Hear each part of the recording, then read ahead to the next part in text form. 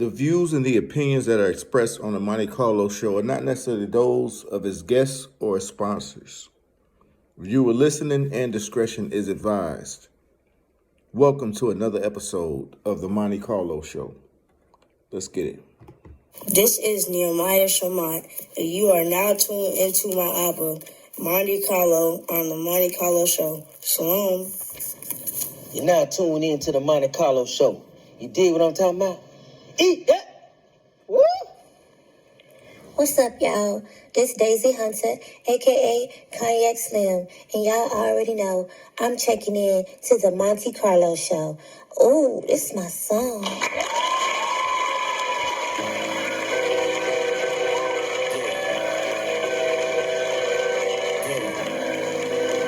like to welcome y'all to the Monte Carlo Show. Hey. Oh, my God. Entertainment. We about to take you on a wild ride.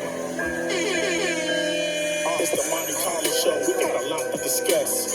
We in the manosphere and every topic is up. The hella with shalom. The plan in effect is to level up your home. Be the best version of yourself and measure up your own. We all got dreams. Set a schedule for your role when you're setting up your goals. We hard working. This the channel for the truth. This beyond purpose. Getting paper cut green like a lawn service. This a black man channel. I know y'all nervous, but we at y'all service. Anything you want to talk about, let's talk about it. The Monte Carlo Show, the truth, we all about it. Perspectives, show some push objectives, and we ain't gonna stop till our message is effective. These days, hating is selective, but the Monte Carlo Show will always be respected. It's the Monte Carlo Show. Come take this ride with us. It's the Monte Carlo Show. If you got drive, you up. It's the Monte Carlo Show. We getting the streets right. On the road to riches, and every light's a green light. It's the Monte Carlo Show. It's the Monte Carlo. It's the Monte Carlo Show. It's the Monte Carlo. It's the Monte Carlo Show. It's the Monte Carlo. It's the Monte Carlo Show. It's the Monte Carlo Show.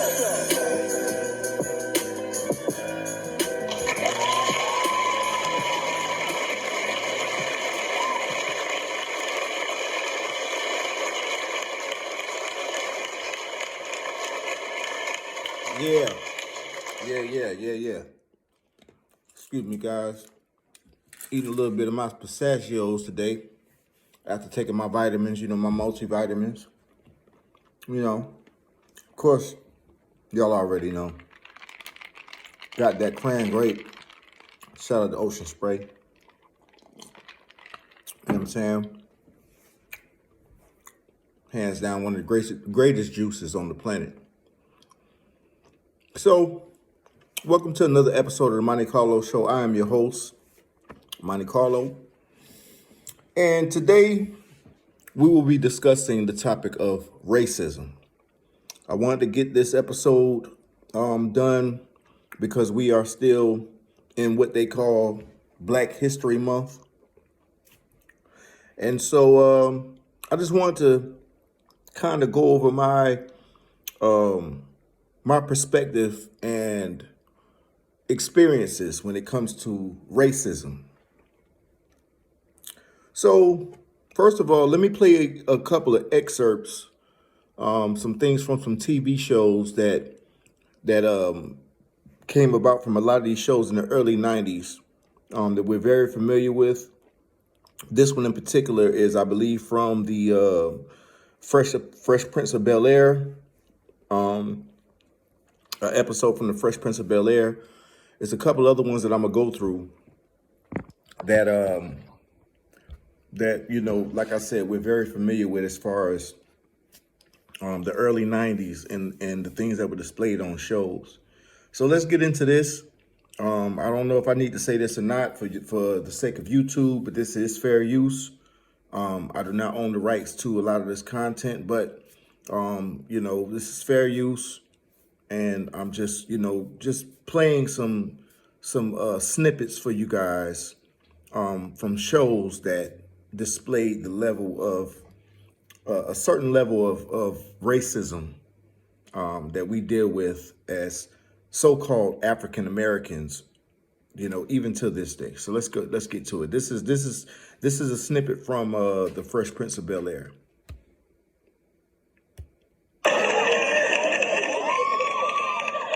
Sit down. Hey, you don't talk to my wife like that. Now, wait a minute, buddy. Who the hell do you think you're talking to? Who the hell do you think you're talking to? What's going on here? Can I help you, sir? I'm Henry Firth. Good news, Mr. Firth. Your car is safe and sound, and we've got the perpetrators. Those aren't the perpetrators. Those are my partner's son and nephew. Bruh. Legal partner. I've got a few questions for you. When you got this alleged confession from these two young men, did they have a lawyer present? No, because I'm their lawyer. Did you notify their parents? No, because we're their parents. So, officer, don't tell us to wait, and don't tell us to sit down. Just open that damn cell and let those two boys out of there, or I'm going to tie this place up with so much litigation that your grandchildren are going to need lawyers. That was from The Fresh Prince of Bel-Air. This country, man. He fought wars for me. This, I believe, is from A Different World. This is from A Different World. I'm sure a lot of y'all remember this show from the early 90s as well. Places he went wouldn't let him sit down and get a cup of coffee. I can't even catch a cab in New York. You know, it doesn't matter how many degrees I get. All you people see is color. Your grandfather was an immigrant. You're American. My grandfather was born here, Duke. And you people still look at me as just another nigga. Riveting history lesson, Professor. All right. That was from A Different World. You know, Your kid this was is in the wrong part of town. this right here is also from Family Matters. This is from Family Matters with Urkel, you know, Steve Urkel and all that stuff. So, you know, this is another snippet just to give you guys an example of a form of racism. The wrong part of town? Yeah. Also, what are you saying? That black kids aren't allowed in white neighborhoods? Come on. They wouldn't be there unless they were looking for trouble. And you better talk to your kid. He gave me a lot of lip. What? Yeah. Is that why you made him get out of his car? Is that why you forced him to lie down? Is that why you cuffed him? Here you go. Thank you. Look, I've had enough of this. Oh, wait a minute. I'm not finished with you yet, Evans. Look, Sarge, if your son had just told us he was a cop's kid, it would have been no problem. So what do you say? That you only harass black kids whose parents aren't cops? I didn't say that. You didn't have to say that. Because the point is that you two harassed my son because he's black. Your kid was in the wrong part. So that was another snippet. You know what I'm saying? And that was another snippet of a form of racism that was displayed in. We're trying to get a black. And you know, and a lot of the shows that we grew up watching as African Americans, quote unquote, in the early 90s. This one here is also, it also happens to be another episode of Family Matters.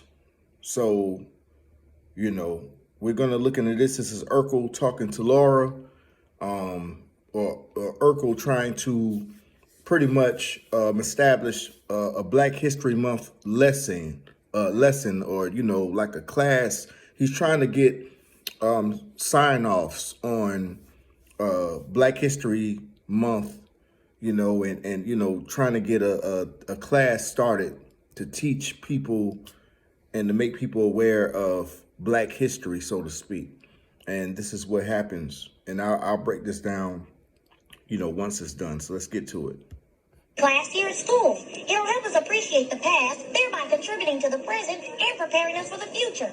So I like all your John Hancocks right here. That sounds good, man. There you go, man. Oh, thanks a lot, guys. Well, that was easy. You don't? Thanks. Good tooth, dudes. Thanks. Steve. Oh, Mara. Look at all the signatures I got. Oh, good work. I got a bunch too. And my lockers open.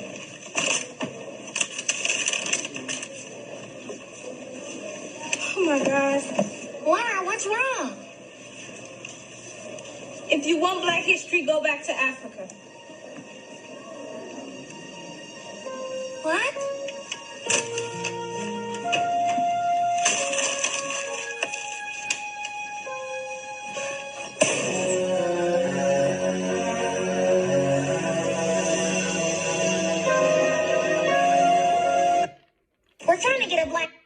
So what happened was, in this particular episode, Urkel was trying to get a petition signed to have a class started for Black History. Then Laura ended up coming to her locker and finding it open, and it, had a note in it saying, if you want Black history, go back to Africa, And then once she closed her locker, it had it had nigger, nigger on it when she closed her locker. And then, it was crazy. So, I say that to say this, man. This is it said nigger on the back of the locker. What? Yeah, I said it said nigger on the back of the locker. What? Yeah, that's exactly what happened. You know what I'm saying? So listen. Welcome to another episode of the Monte Carlo Show. I'm your host, Monte Carlo. Another one. We're going to get into it. So, as a man from South Carolina, right? I'm from South Carolina, and trust and believe me, I've had my share of my experiences with racism. I remember being young, and this didn't happen in South Carolina, but the next story I'm going to tell you guys did happen here in South Carolina. I remember being a young man. I probably was no older than about, I want to say maybe 8 to 10 years old, give or take. 8 to 10 years old. I was living in Augusta, Georgia. And I was living in Augusta, Georgia in an apartment complex. And, at that time, me being an 80s baby, a lot of the kids back at that time when I was about 8 to 10 years old, a lot of us, we had, we had our gaming systems and stuff like that. I think the thing back then was like the Nintendo. I'm not sure if the Sega was like out right at that point, but I remember the Nintendo being a big thing at that time, the original Nintendo. But anyway, so I remember living in Augusta, Georgia, and there was this white girl that lived in the apartment complex that I lived in, and in Augusta, Georgia. And I remember, all of us playing outside. I can't remember how many kids it was, but it was a bunch of us. And I remember this particular, little girl, this white girl, she went home, and her building was next to the building I lived in, so to speak. But I remember her going into her house, right? Or into her apartment building, and going into her apartment, and her mom was home. So she went in there to get a popsicle, right? And so she went in there to get a popsicle, and I just so happened, because we were all outside playing, for some reason, I ended up going into the same, in there with her to get a popsicle, because I guess we all need to cool down. It was hot outside, whatever. So I remember specifically, and this was now, and mind you, I'm 40 years old right now. Well, I tell people 1,040. I'm 1,040 years old. But, I remember going in there, and she gets a popsicle from her mother, right? And then, so I asked if I could have a popsicle as well. And then her mother says to me, well, you're not white, so you can't get a popsicle. You're not white. And in my innocence, and this is a true story, I'll never forget this. And mind you, I'm of age right now. I'll never forget this. Her mother said to me, well, you're not white. You can't get a popsicle. And in my innocence, I looked at my hand and I turned it this way, right here. Turned it, not this way, but this way. Looked at my hand and said, yes, I am. Look, I'm white. Look, right here. That's what I said to her. I don't remember if I got a popsicle or not. I don't remember. I really don't remember. But I turned my hand this way. And I said, listen, yeah, I'm white. Look, I'm white. I can get a popsicle. That was my first experience with racism. And mind you, I was only about 8 to 10 years old. Ridiculous. And I'm not sure where this woman is, where this woman is right now, because that was a long time ago. But, I hope she got a swift kick in her ass in life, after the fact, because that was just utterly ridiculous. The second time I've experienced racism was right here in my state of South Carolina. I was down in 5 Points in the Vista in Columbia, South Carolina. And let me tell you about, I got to say this, because see, y'all don't mind, y'all white people don't mind hearing the word nigger in our songs and in the movies. One of my favorite movie directors, Quentin Tarantino, I just like the way he films stuff, the cinematography, but he uses the word nigga a lot in his movies. And it's crazy the amount of money he's made off of his movies. I mean, although they are great movies, he's made a lot of money, just using that particular word. If I had $100 for every time that Quentin Tarantino used the word nigga in his movies, I'd probably be very well off right now. So, I said Quentin Tarantino used the word nigga a lot in his movies. Yeah, I said Quentin Tarantino uses the word nigga a lot in his movies. Yeah. What? Yeah, he sure does.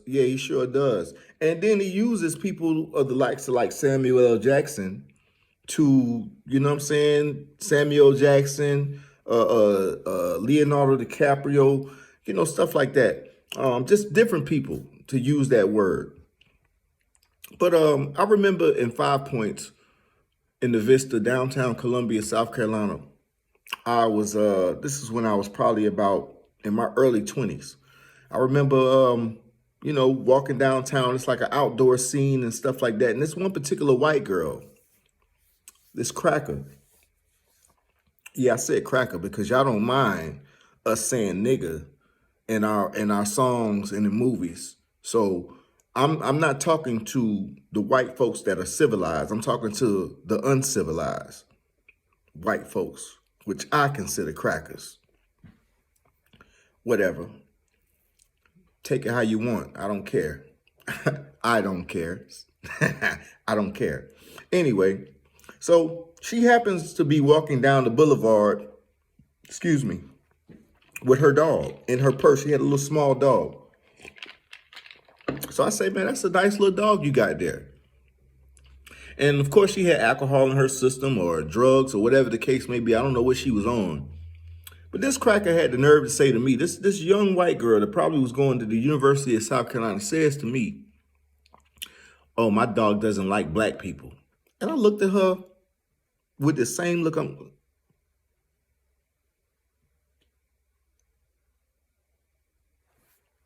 What?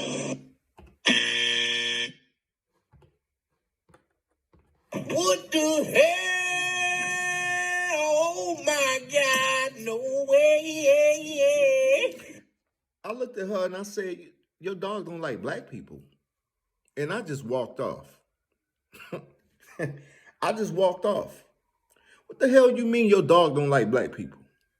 Because last time I checked, from my research, from what I understand, dogs only see in black and white.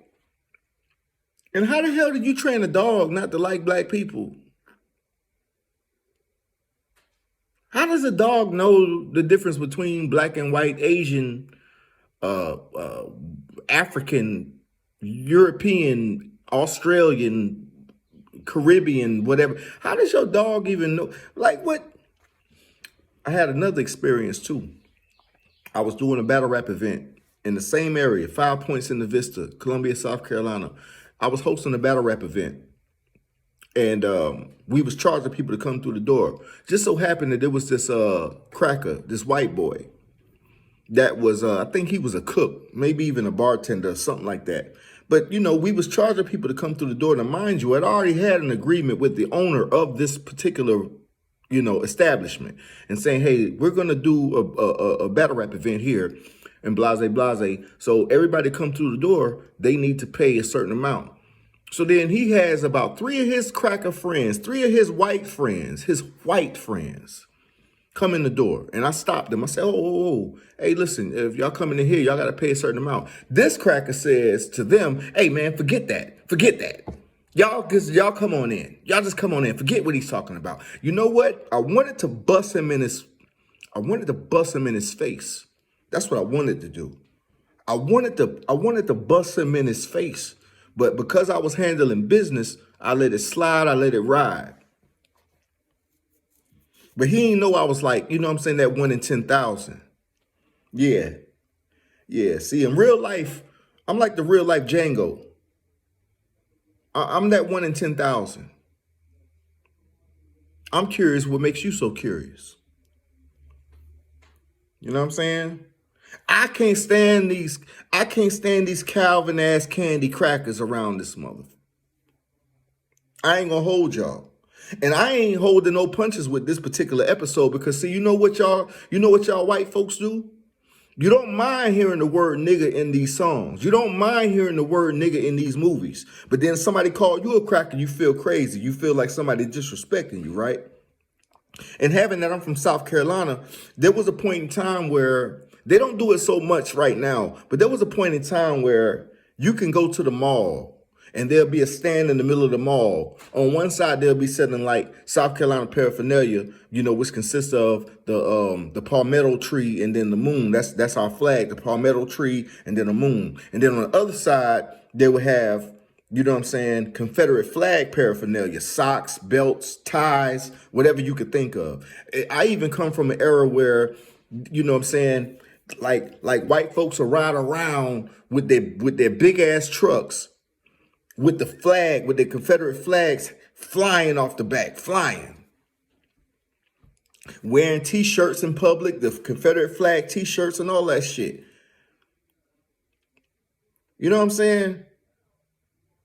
Let me tell y'all something, man. Let me tell y'all white folks something, man. I can't speak for the rest of my people, but I will speak for Monte Carlo. Y'all got me fucked up.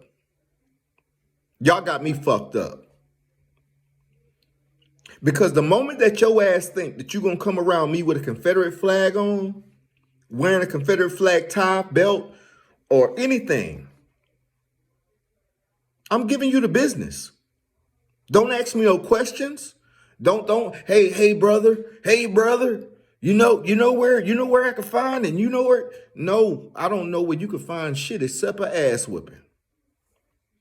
I remember even going to a gun convention here in my state of South Carolina. True story. I go to a gun and knife show convention. And it was at the fairgrounds because we have 2 of them here usually. One at a place called the Jamil Temple, another one at the fairgrounds in downtown Columbia. And so I go in, and in the entrance, there's a booth, you know, where the lady's taking money of the people that's throwing the conference is taking money at the gun and knife convention. And so they had stickers on the top of the little box that she was taking money in. And one of the stickers was a Confederate flag. So as I'm paying my money, I'm like, I see a Confederate flag. What? Yeah, I said, I seen a Confederate flag. And I said, hey, what's this about? Like, and this is an older white lady. She was like, well, you know, we have our things and you have your things too. And some stupid shit she said. You have your things. And in my mind, I'm like, I guess. And that's all I say. I said to her, that's all I said to her, I guess. I paid her the money to get into the gun and knife show, you know, and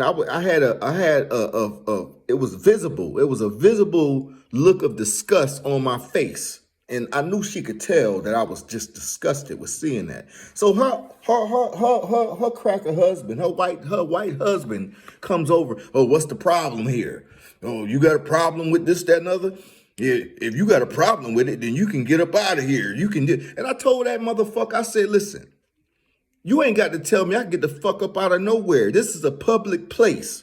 I know where the hell I could be or where I can't be. You don't got to tell me a damn thing. As a matter of fact, you can shut the fuck up. That's what I said. And I meant that shit too. And I proceeded right on in the gun and knife convention and got exactly what I came in there to buy and walked out with it. You know, I don't know what's worse. The nerve of you white folks, for the most part, the sense of entitlement and arrogance. I don't know what's worse between the modern day black woman and the white people from throughout American history. Because black women, and this episode is not about black women. This is about racism and y'all white people. But this sense of entitlement and arrogance is repulsive. It's beneath me. It's beneath me. I just don't understand how you guys seem like you're so supreme. You plummeted and pillaged and raped and stole a people from a whole nother continent, brought them to a place where they were not familiar with. Now, the indigenous people of the states, of the United States, what they call right now, were people melanated. They were melanated. They were my hue, shades darker, maybe a few shades lighter, maybe of my hue or darker, whatever. The indigenous people were dark people. From a lot of the Israelite scholars that I listen to and study and follow, they were part of the northern tribes of Israel. I don't know. I'm sure I don't know. But nevertheless, y'all kidnapped a group of people from a whole nother continent across the ocean, brought them to a place where they're not familiar with. And then once y'all had, what was it, the Civil War where the North fought the South, and it was all over slavery because the North started to build industries and industrial complexes to where people could work in. The South was still utilizing slaves to manufacture their goods and products and stuff, tobacco, cotton, you know, whatever, so to speak, all this other stuff. Then once all that's used up, y'all got the dumbass response to say, well, y'all need to go back to Africa. Well, motherfucker, take us back. Buy my plane ticket. Put me on a plane. Buy my passport. Put me on a plane. Stupid. I am that 1 in 10,000. Okay? I am a real life Django. The Django. Do you know how to spell that? Yeah. D-J-A-N-G-O.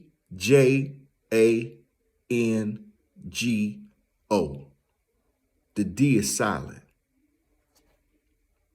I'm a real life Django. Yeah. I'm not playing with y'all when it comes to this type of stuff, man. I don't know why y'all white folks seem like you're so superior and entitled. Then you got the nerve to get out here and get into, you know, stuff like law enforcement and the CIA and the FBI and all this other shit. And then you're so uppity and so, you know, just snob ass. I would be remiss to say, I would be wrong if I didn't say I didn't meet some genuine good white people in my life. I've met some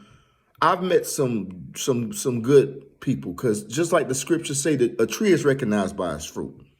So I don't look at all white people the same. I don't. But what I will say is that y'all will take advantage of y'all circumstances depending on the social norm. Because I really believe that a lot of the same white folks that I have met that were pretty squared away and that seemed nice and stuff, if we still live in a society where blacks were looked down on and we had to drink from different water fountains, or we had to ride in the back of the bus, or, you know, if we, you know, said something they didn't like, you know, we can get lynched and hung and you know, mob come to our house and, you know, tear our families up and take my family out the house and stuff like that. No, we you know what I'm saying? No, like I really believe that they would take advantage of those opportunities because I'm not stupid. I'm not dumb. I am that 1 in 10,000, just like the Django said. Y'all go and watch that movie if you haven't watched it, because I slept on it when it first came out, but it's actually one of my favorite movies because I can relate a lot to the sentiments of that movie. But you know, you white folks, man, even the J community, the Hewish, you know, y'all run every aspect of hip hop, movies, entertainment, Hollywood, and think that those of us that are studied individuals that we don't see it. You know what I'm saying? A lot of these, you know, Hewish people had slaves too. Before the Atlantic slave trade, there was the Arabic slave trade. So a lot of the Arabs and the Indians owned a lot of melanated people as well. I even heard of this black samurai. He was the first, you know, black samurai, and he was vicious. He got busy. You don't hear about that. And then even when you talk about, even in school right now in the history books, when Black History Month comes up, they want to talk to you about all this stuff about slavery, and you know, just, you know, you might get a glimpse of some inventors, you know, I can't remember the name of that one movie where it talked about the 3 women that actually helped NASA, and they actually helped. What is the name of that? I got the Blu-ray in here. I can't think of the name of that particular movie right now, but it had the 3 women in it, black women, and they helped NASA. They worked for NASA, and they were actually, you know, help, you know, get, you know, the rocket to the moon, so to speak. And then one of them actually started the big computer system known as IBM, you know, eventually. I can't think of the name of that movie. I hate that I can't think of the name of that movie. I don't know if I could even look it up, but I'll see if I could. But anyway,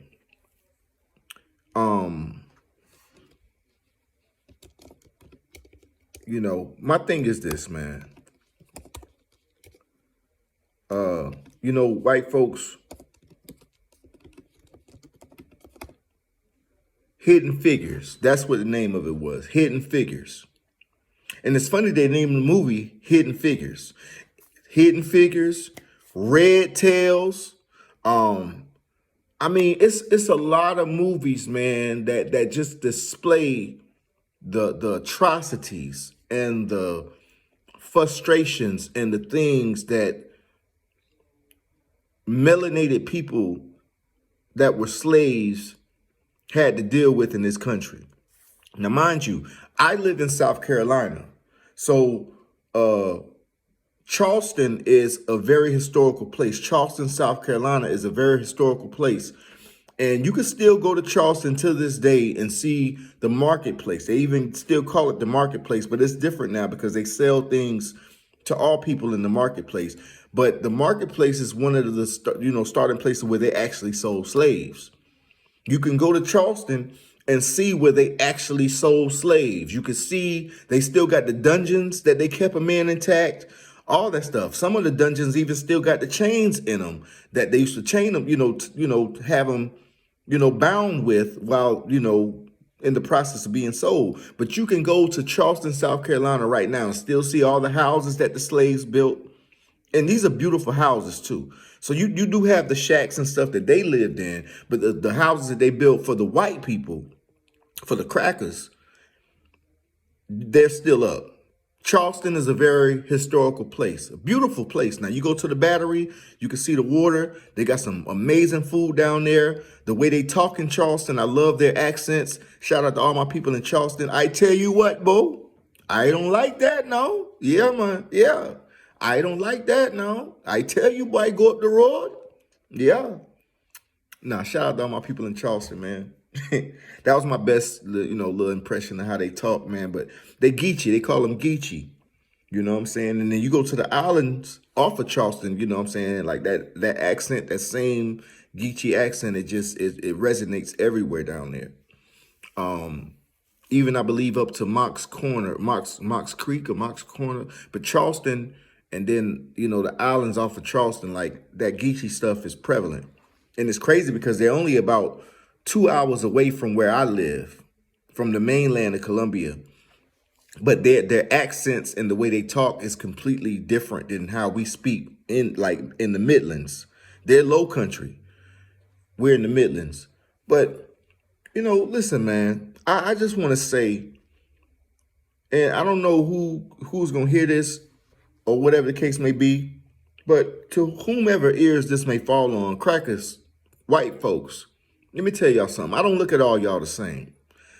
A lot of y'all that I meet that's cool, 9 times out of 10, for the most part, y'all done hung around black people or colored people or people of color, melanated people most of your lives. So you kind of act like us. Everything we tend to do, you do. The way we dress, the way we talk, the way we walk.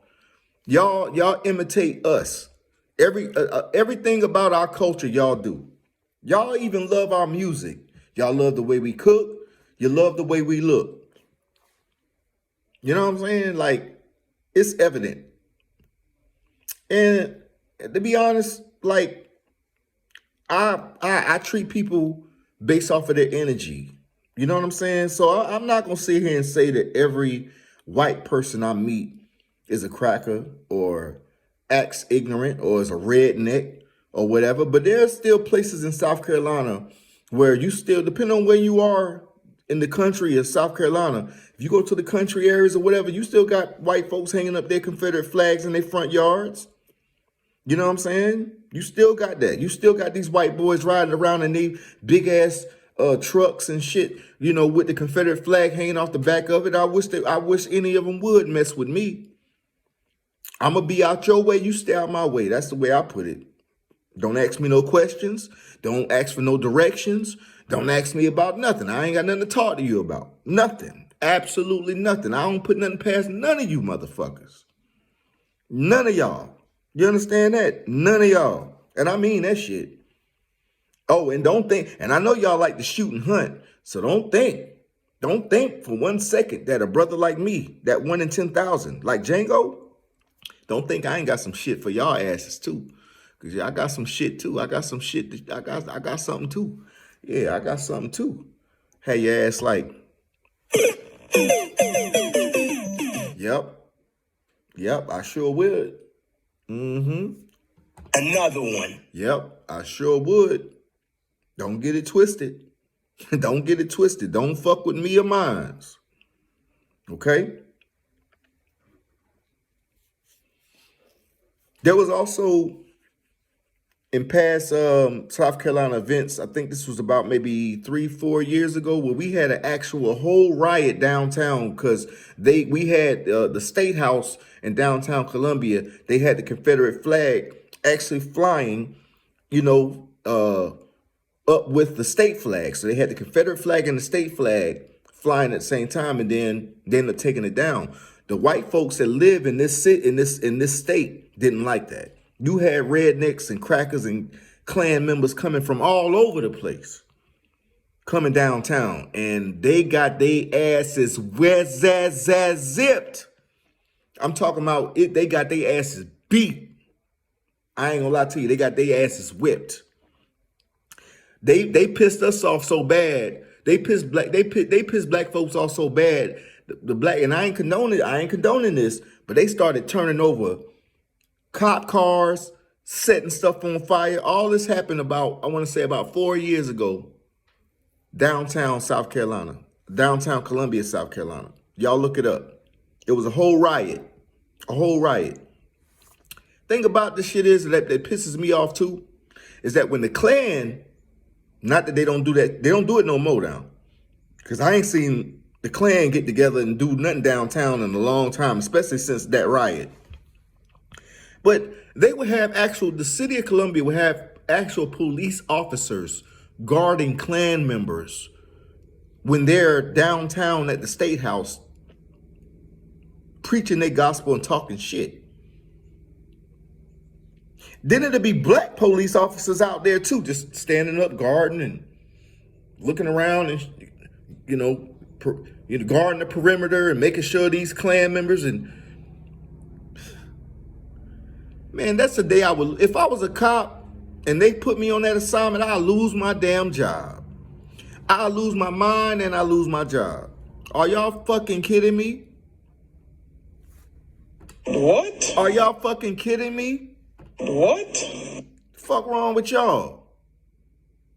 I'ma sit out here as a cop and guard some Klans members while they out here preaching all this bullshit about, oh, they the supreme and y'all white folks ain't man, listen, man. For the white folks out there that are decent, that treat people with respect, shout out to y'all. Most High bless y'all. I grant y'all a shalom. But for y'all crackers, y'all Klans members, y'all uppity ass crackers that think that y'all are just the cream of the crop, y'all just the best thing smoking, y'all are just the best thing that the Most High ever put on the earth. Y'all are above everybody, you supreme, you're the best at everything. You look down on black folks, you look down on Mexicans, you look down on everybody except your damn own people. Hey man, fuck y'all. Fuck y'all. Just in case you didn't hear me, I'm going to say it again. Fuck y'all. I'm going to stay out your way, you stay out mine. Yeah. Because I find it quite amazing that there's still racism going on even to this day. Y'all still think that a lot of y'all, I think it's about 90%, I could be wrong, 90% of y'all, could be a little bit less or more, 90% of y'all really think that y'all are just the shit. You're uppity, you think you're snobbish, can't tell you shit, you think you know every damn thing, you think you're God. I mean, hell, even the movies y'all put out, every time the Jewish community puts out stuff, white folks put out stuff, y'all paint Jesus as being white, Moses is being white, all y'all superheroes is white, everything is white, the angels is white, I mean, everything. I mean, hell, even looking back at some of the early 90s shows, Dukes of Hazzard, white, they had the whole Confederate flag on it was a fast car now. That's a dope car. The Confederate flag on the car. Driving crazy. Yee-hoo! Woo! Yee-hoo!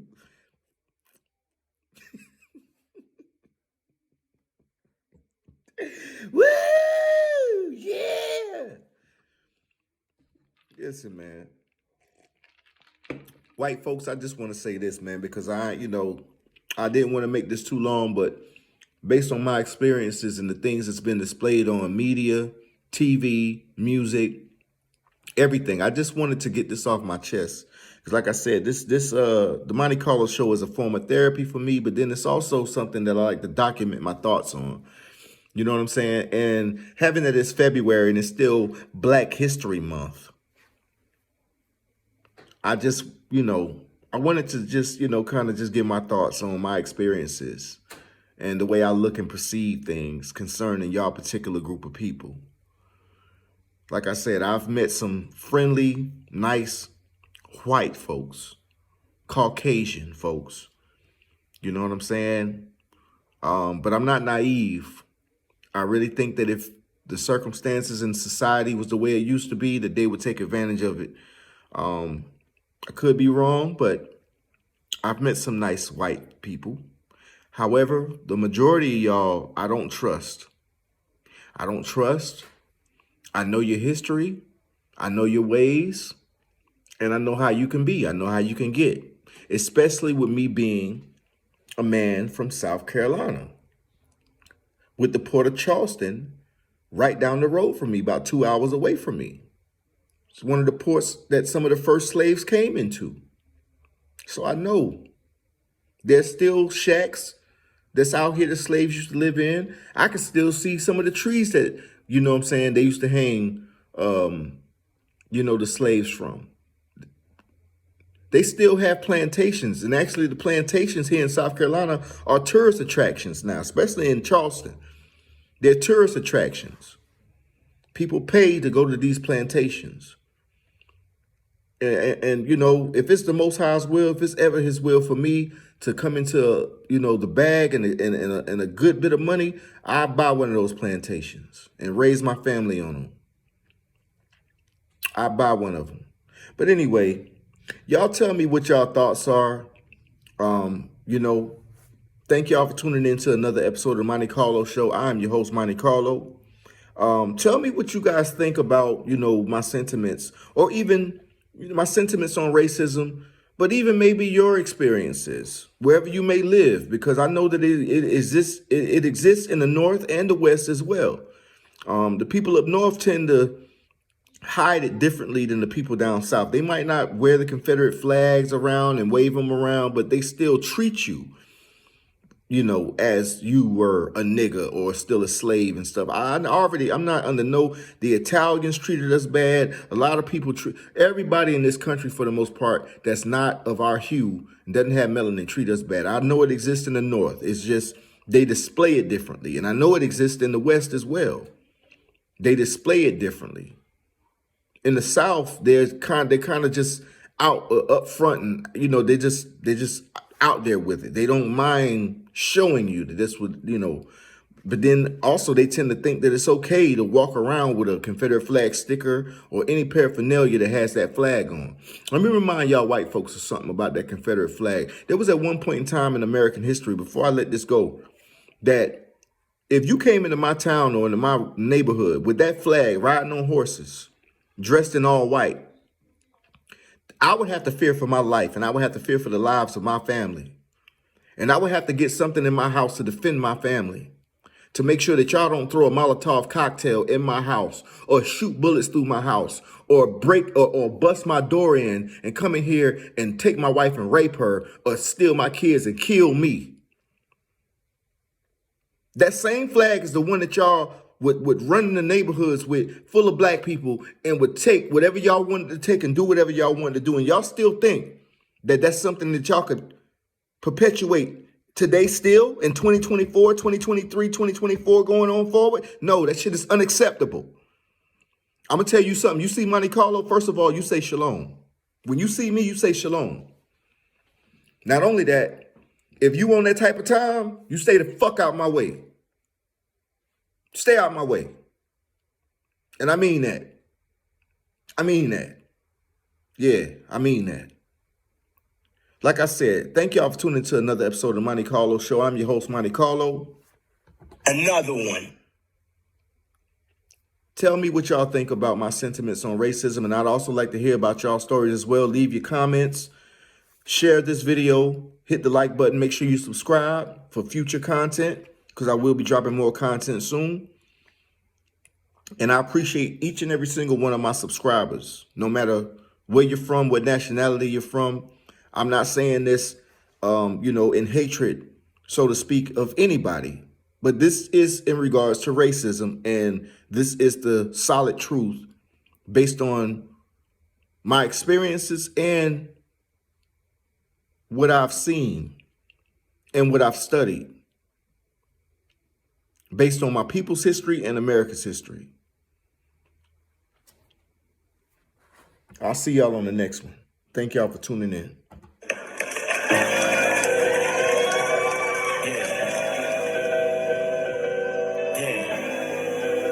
I'd like to welcome y'all to the Monte Carlo Show. Oh my God.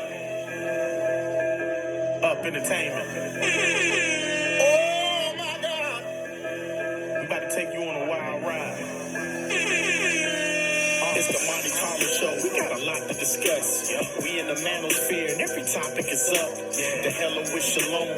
The plan in effect is to level up your home. Be the best version of yourself and measure up your own. We all got dreams. Set a schedule for your role when you're setting up your goals. We hard working. This the channel for the truth. This beyond purpose. Getting paper cut green like a lawn service. This a black man channel. I know y'all nervous, but we at y'all service. Anything game you wanna talk about?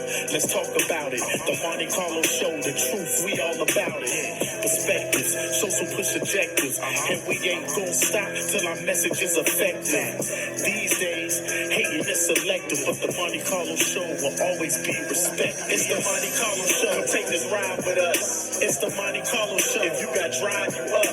It's the Monte Carlo Show. We getting the streets right. On the road to riches, and every light's a green light. It's the Monte Carlo Show. It's the Monte Carlo. It's the Monte Carlo Show. It's the Monte Carlo. It's the Monte Carlo Show. It's the Monte Carlo. It's the Monte Carlo Show. It's the Monte Carlo Show.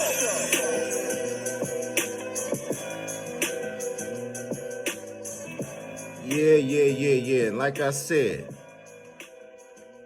remember, when you see me, say shalom. I'll see y'all on the next one.